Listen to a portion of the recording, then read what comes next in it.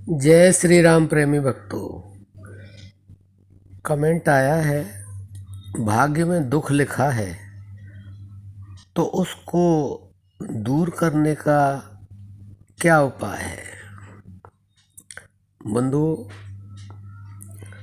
जो भाग्य में होता है वह तो होता ही है, ये सभी जानते हैं।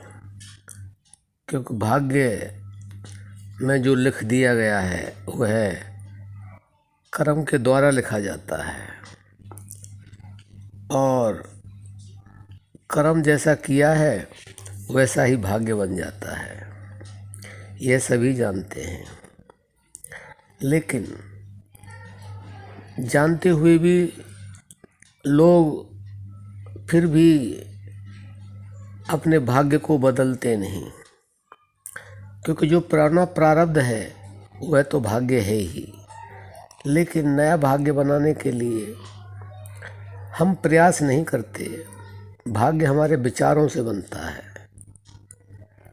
और जो कर्म का भोग है वह शरीर के द्वारा भोगा जाता है।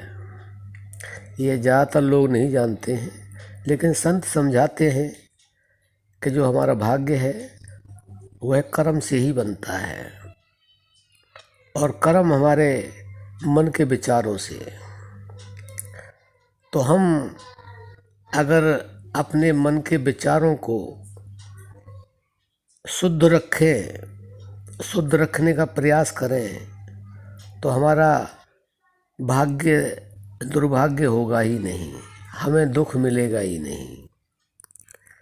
लेकिन हमारे संत यह भी समझा रहे हैं कि संसार में कोई समस्या है तो उसका समाधान भी है। तो अब आप ये सोच रहे होंगे कि जो भाग्य में दुख लिखा है तो उसका क्या समाधान हो सकता है। हाँ, संतों ने जो हमारे प्रारब्ध में दुख है उनका भी जो संशय है, जो निवारण है वह बताया है। लेकिन हम कई बार जानते नहीं और कुछ जानते हैं तो मानते नहीं। देखिए संत हमारे क्या कह रहे हैं, राम नाम की औषधि खरी नियत से खाए, अंग रोग व्यापे नहीं और सकल रोग मिट जाए। बंधुओं, राम नाम की ऐसी औषधि है, उससे सभी दुख, तकलीफ़ें, समस्याएं सब समाप्त हो जाती हैं। लेकिन उस राम नाम की औषधि को हम अपने जीवन में प्रयोग ही नहीं करते हैं। और जो राम नाम की औषधि से अपने किसी भी भाग्य को, दुख को अगर निवारण करना चाहें तो वह अवश्य दुख दूर हो जाते हैं, भाग्य भी बदल जाता है। क्योंकि राम नाम से हमारे कर्म कटते हैं। इसके लिए भी संतों ने लिख दिया है, माला श्वासों श्वास की जो कोई फेरे निज दास, और 84 भ्रमे नहीं कटे कर्म की फांस। यानी कि कर्म और ये भाग्य तो कुछ नहीं है, ये तो बदल ही जाता है, दुख भी समाप्त हो जाते हैं।